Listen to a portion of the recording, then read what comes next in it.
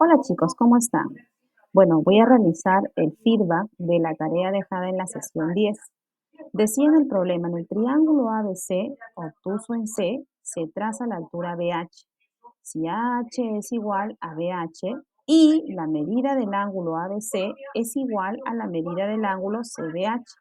Calcula la medida del ángulo BCH.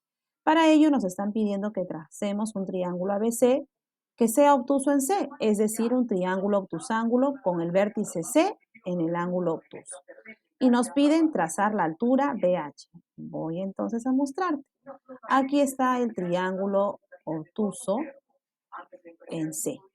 Luego te dice se traza la altura BH. Entonces vamos a trazar la altura BH y tú sabes que la altura cae de forma perpendicular hacia el lado opuesto. Pero el lado opuesto tiene que ser la prolongación porque si yo hago la altura de esta manera ya no sería de forma perpendicular. Por lo tanto, ahí tenemos la altura BH en el lado, recae en la prolongación del lado AC y es de forma perpendicular. Muy bien, chicos. ¿Qué tenemos ahora en este caso? Dice, si AH es igual a BH, entonces vamos a utilizar todos los datos que nos dan. AH, o sea, todo esto, porque esto es la altura BH, AH es igual a BH, es decir, el mismo símbolo en cuanto a longitud. Quiere decir que yo estoy observando en el ABH que hay dos lados iguales, o sea, habrán dos ángulos iguales. Y a este triángulo se le llama isósceles. Ahora, ¿qué me dicen del problema? Me dice, y la medida del ángulo ABC, ABC, o sea, este ángulo, es igual a la medida del ángulo CBH. CBH, aquí está, es la misma medida. Es decir, yo le puedo colocar aquí beta y aquí también le coloco beta. Son dos ángulos iguales. Luego me piden, calcula la medida del ángulo BCH. BCH, me piden este ángulo, que le voy a poner X.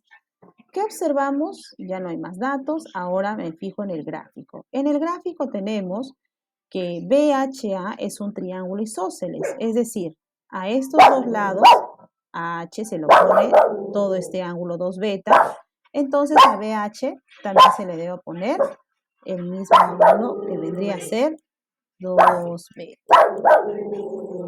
Entonces, ¿qué más tenemos? Tenemos entonces, por dato, tenemos, o por el gráfico, tenemos que la suma de beta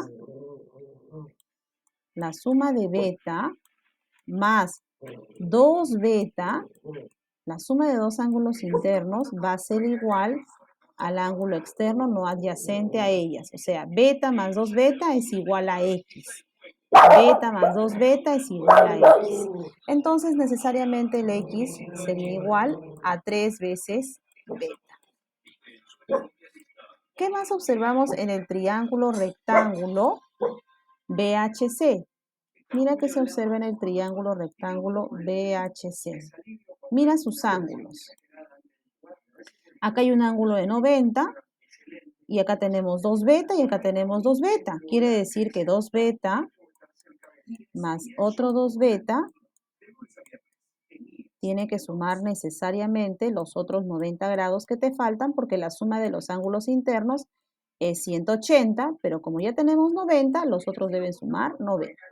De la cual tú ya sabes que esto es 4 beta igual a 90 grados.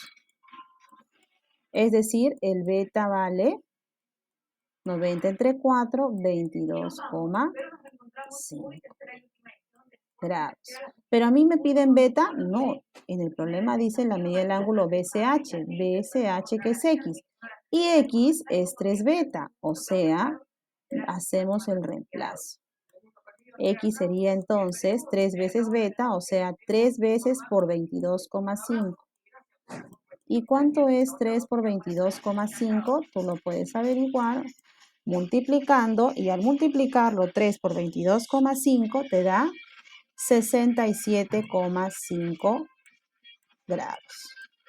Y este sería el valor del X, utilizando la suma de ángulos internos y trazando